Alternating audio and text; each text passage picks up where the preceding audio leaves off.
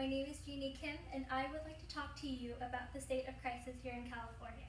California is currently going through maybe one of the most severe droughts in the state's 163-year history. Fresh water is scarce and temperatures keep increasing, but water may be the most crucial necessity of life. In order to preserve and maintain this vital resource, we need to turn to the management of California's forests. Droughts are typically caused by a lack of rain or snow or an overuse in water supply among the population. The recent California drought has been caused by high air pressures near the west coast and is continuously becoming worse due to the year's dry seasons. The amount of precipitation received by the state has been severely less than non-drought years, even with occasional rains.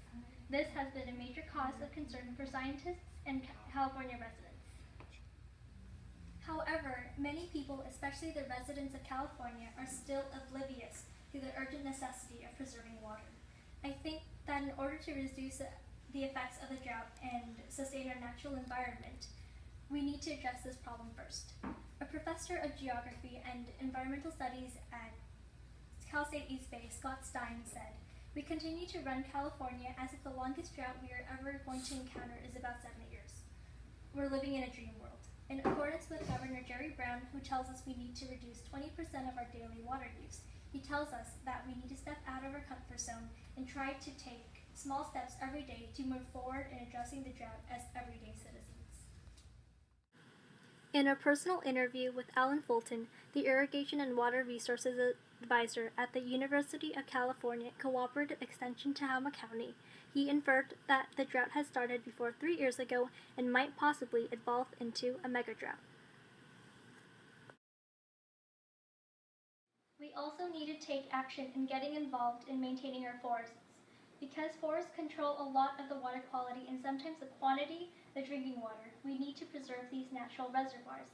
The process of water preservation by forests occurs when trees and parts of the natural surroundings are maintained so that the forests reduce soil erosion and sediment load, which eventually makes its way into the water.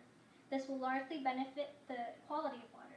Another way forests might increase water quality is that the water that originates from watersheds from forests will be healthier and lessen costs for drinking water. There are, however, negative effects to the management of these forests. If the forests are not preserved and maintained properly, watersheds may be contaminated and water quantity may shrink. Watersheds are contaminated through soil erosion and sediment load. When this occurs, the water quality may decrease and more effort will have to be made to sanitize the water. Water quantity may also decrease depending on the types of forests and its maintenance. Well-forested areas increase water flow from their catchments because of the evaporation levels. This will then provide more drinking water to the population. Here is an image of the Fossum Lake in Sacramento, California, facing this ongoing drought. This lake is at 17% of its usual capacity. The ongoing drought in California is severely affecting all of the residents living in the state and possibly will affect the entire country. Although experts have been disagreeing on the length of the drought, we know that the drought and its lasting effects will carry on for a period of time. This would mean for the urgent reaction of the state to prepare its residents from the impact. However, it is not just the state's task of attempting to improve the conditions, but it is also the population's obligation to help. The modifications to the maintenance of forests and constant conservation of water from citizens and government will ultimately put an end to the drought, even if the amounts of rainfall and snow decrease.